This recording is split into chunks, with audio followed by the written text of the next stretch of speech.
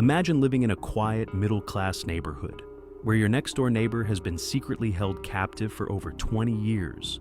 You've waved at the woman who lives there, heard the occasional noise through the walls, watched her mow the lawn, take out the trash, smile like everything's fine. But inside that house, a man was starving, forgotten, hidden. And when he finally escaped by setting the house on fire, the entire street realized they hadn't been living in a peaceful suburb. They'd been living next to a prison. The neighborhood is called Town Plot, a working-class pocket of Waterbury, Connecticut.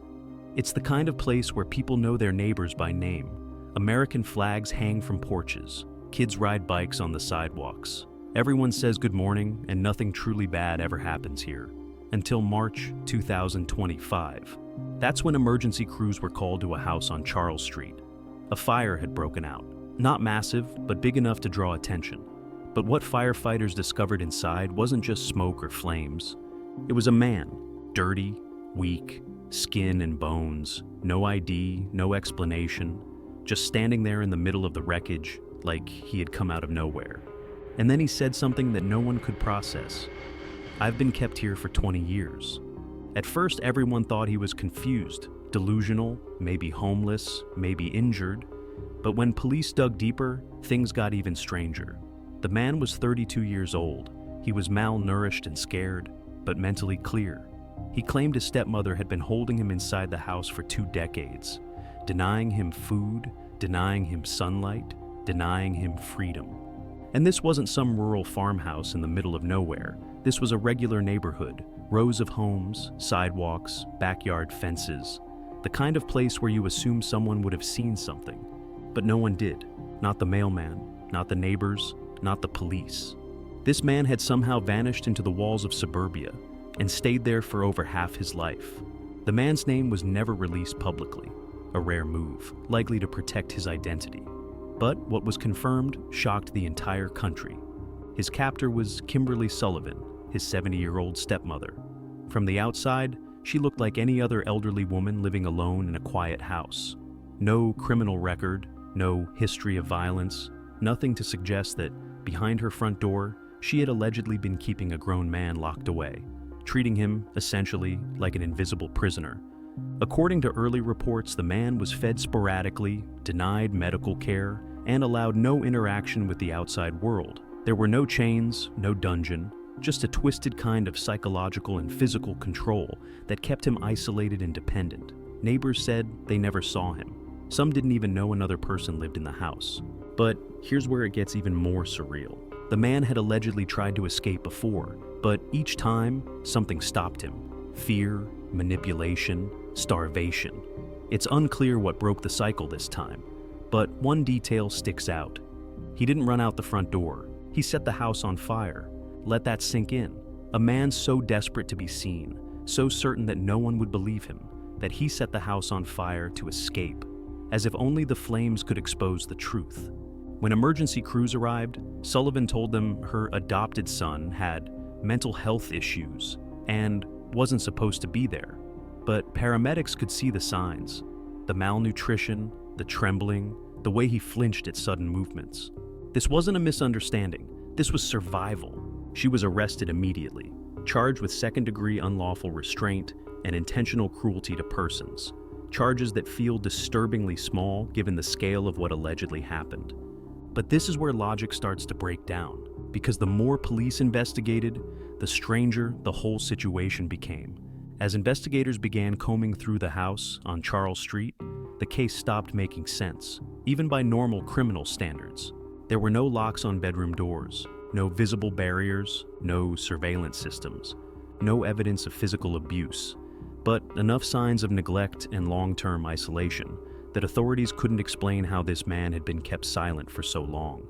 And that's when the conspiracy theories started flooding in. Some believed the man was suffering from psychological manipulation, a sort of lifelong brainwashing that kept him obedient and hidden.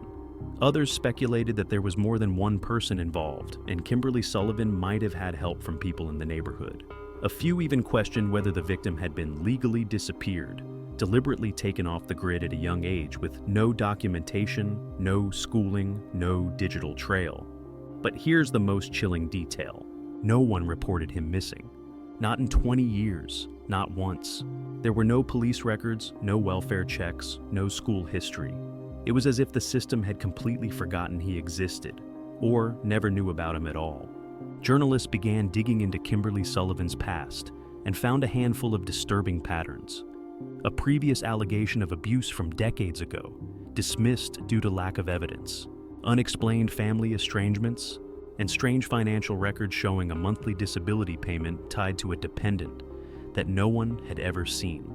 The Waterbury Police Department issued a vague statement confirming the arrest, but declining to give further details due to ongoing investigation.